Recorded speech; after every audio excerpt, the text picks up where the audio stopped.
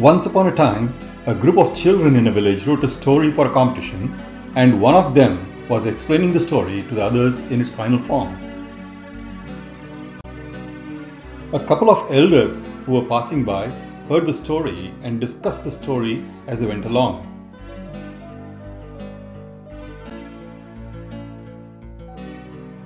Somu, the inquisitive kid in the village, overheard the elders when they talked about a pot of gold hidden under a banyan tree in a forest close to the village.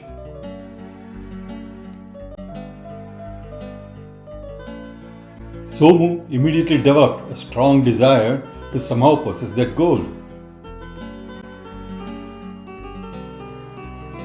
Without telling anybody, he proceeded to the forest where he saw a man place a fruit in a small-mouthed vessel and then tie the vessel to a tree by means of a long rope. Somu, being a curious kid, asked the man, "What are you doing?"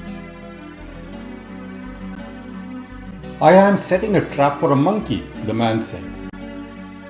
"How will it help you?" asked Somu. "This place is infested with monkeys. One of them will certainly notice the vessel and the fruit in it, so it will put its hand into the vessel and grab the fruit. The vessel's mouth is too small for the monkey to take out its hand while gripping the fruit. The vessel has been tied to the tree, and so the monkey cannot carry it away.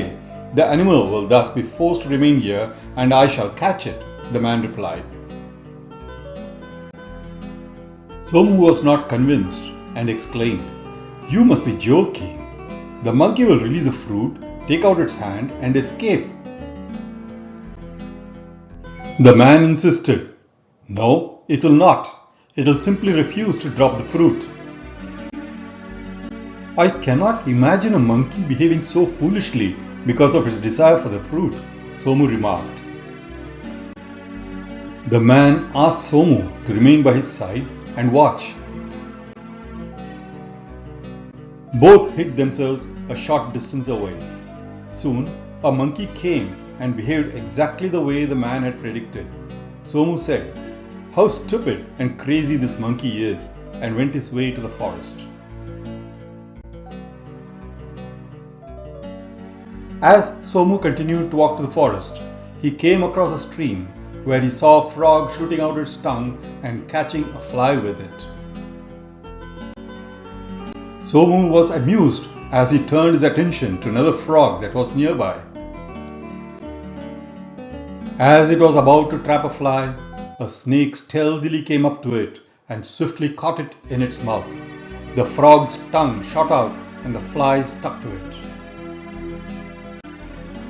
Meanwhile, the snake proceeded to swallow the frog.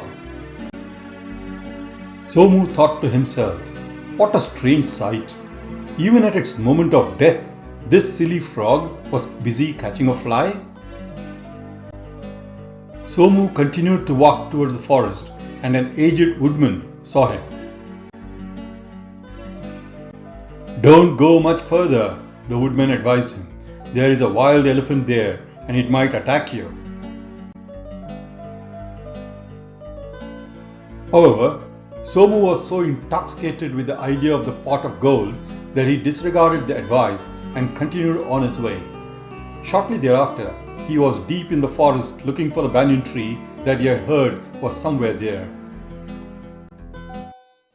All of a sudden, he heard the trumpeting of an elephant, and in a few moments, he saw the elephant charge at him. Somu ran as fast as he could, with the elephant in hot pursuit, with the elephant steadily gaining on him.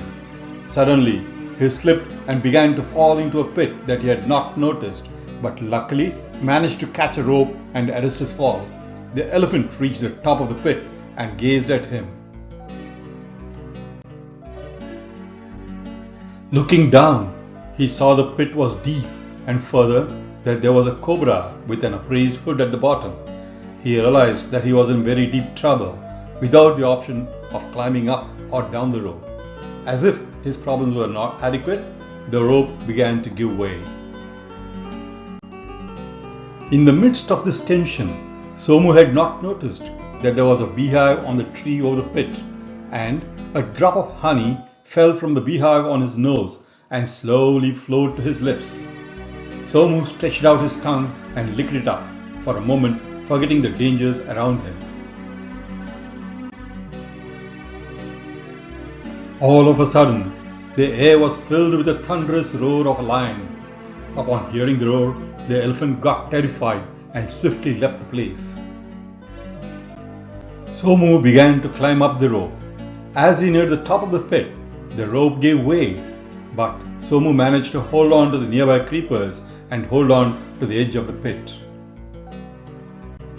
The mud was wet, and many times Somu felt his hands slipping. However, to his surprise, he found himself being lifted up by the woodman who had advised him not to venture into this region. When I heard the trumpeting of the elephant, I knew that you were likely to be in danger. I'm far more familiar with this forest than people like you are, so I rushed in the direction you had proceeded to help you. I see that I have arrived just in time, he said. Somu thanked the woodman. He was still longing to get the pot of gold and confided to the woodsman and requested his help to locate the banyan tree. The woodman told him that he was not going to find any gold and tried to persuade him to return before the elephant chose to come back. However, finding the boy adamant, he led him to the banyan tree. They searched there for the gold but did not succeed in finding anything. Somu finally returned to his village, where he described his misadventure in detail to an elder. The elder laughed and told Somu that what he had overheard was only a portion of the story made up by a group of boys for a competition. He then proceeded to tell Somu, "You felt that the monkey and the frog had behaved thoroughly foolishly because of their longing. Your behavior was far worse.